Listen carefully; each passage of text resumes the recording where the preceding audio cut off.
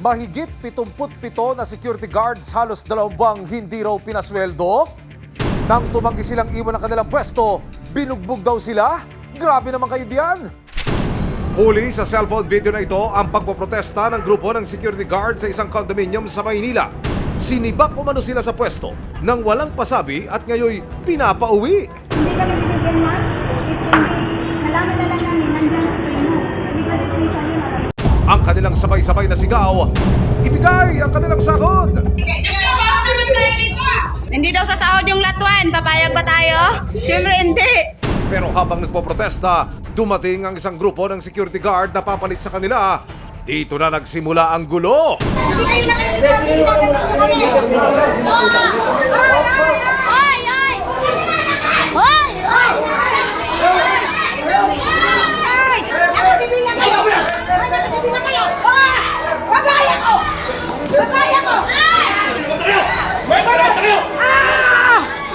Maririnig sa video ang sigawan ng dalawang grupo.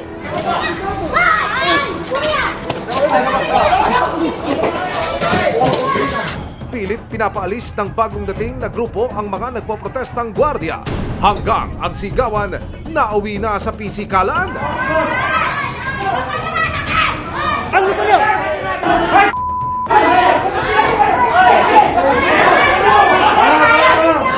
Dinanuntok na nila. Ang isa sa mga gwardiya nakitang duguan ng ulo. Ito po yung nangyari sa ulo niya. Ayan. Kalaunan, napilitan na rin umalis ang mga nagpoprotestang mga gwardiya. Dumulog sa resibo ang mga nagrereklamong security guard kabilang sina Marisa at Palaig. Magandang hapon po. Kamusta ho kayo pagkatapos ng insidente? Trauma pa rin po sa ginawa po nila sa amin. Hindi po makatao yung pagpapalabas po sa amin. Yun po yung nangyari na hampasan ng baril at dinatuta po kami palabas. At kahit duguan na po hinahabol pa rin siya ng mga bato. Doon sa labas ng gate po. Maganda sir. Oho. Kasi may mga baril sira, Opo. may mga batuta pa sira. Opo. Kaya nari sa akin na ito totoo bila. Reklamo ni na Marisa at Palaig sa halos 3 buwan nilang pagbabantay sa condominium. 1.5 buwan lang daw ang kanilang nakuhang sweldo mula sa security agency. Ano ba ang ugat Ano nito? po kasi September 14, last duty po namin. Full out na po kami. Ang ginawa po nila, pinangakuan po nila kami ng pinangakuan about sa sahod. Okay. Kaya simula nun po, inantay po namin yung sahod namin. Opo. Ngunit hindi po nila ibinigay. Tapos sabi naman ni client na Aha. bayad na daw po sila. Nung mabalitaan nyo na wala ho pala kayong matatanggap na sweldo, ano hong ginawa ninyo? Doon po yung sasakyan naman nila's best. Kumbaga yun na lang po yung naging assurance namin na babalikan nila yung sasakyan at nandun din po kami na umaasa na makukuha po namin yung sahod, dadala nila yung sahod po namin. Kaya naman ang grupo ni na Marisa naghintay ng halos 12 oras para abangan ang pagdating ng kanilang security agency. Pero ang agency, no show daw from morning till night. Hanggang nitong September 16, 2023, dumating na ang mga kapalit na CQ sa condominium mula sa isa pang security agency. Magkaiba yung agency ninyo, magkaiba kami. Basta kami na andito, ang utos sa amin ay dapat ulain dito. Yun lang ho. Ayun, kung hindi kayo makikinig, wala na po akong magagawa. Pag gusto niyo away, away talaga yan. Maniwala tayo sa akin. Pag hindi kayo alis, tingnan tayo, may mangyaris ko ngayon. Dito na rin nagkaroon ng sigawan at pisikalan sa pagitan ng dalawang grupo ng security guards. Hindi ko alam. Kami yung walang sahod dito. Kami nagrabyado dito. Hindi kayo nakikita. May dala kayo. May mga baril sila, may mga baril. Nagprotesta ang nasa higit 70 gwardya ng isang kondo sa Maynila matapos hindi umano ibigay ang kanilang 1.5 buwan na sahod.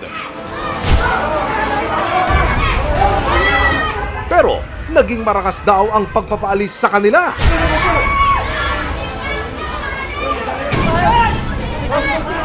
Nakunang pa ho ng video yung mismong pagpapaalis sa mga nagrereklamo. Ito ho yun, yung mga tagpong ito. Ganito na ho ang mangyayari. Ang gusto niyo?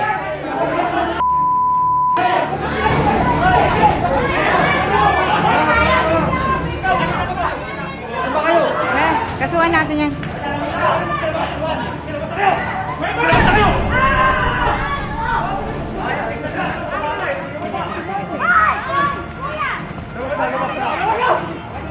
epekto nito? Yung mismong pangyayari na ito sa inyo, sa buhay ninyo, sir? Mahirap sir kasi ang mga pamilya namin, Opo. wala sila ng pera. Opo.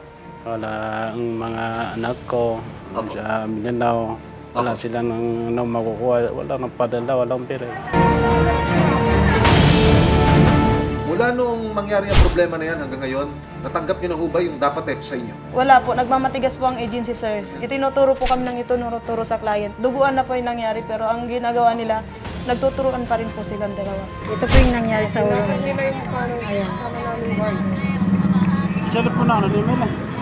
Okay na yun niya? Konti lang naman.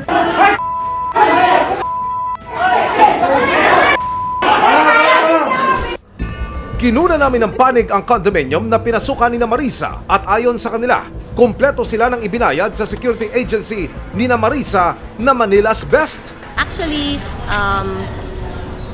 UDH Manila Condominium Corporation. We were shocked. Wala sir, pagod na kami makiusap. Siyempre na-shock sila kasi hindi totoo. Hindi totoo na hindi nababayaran ang security agency.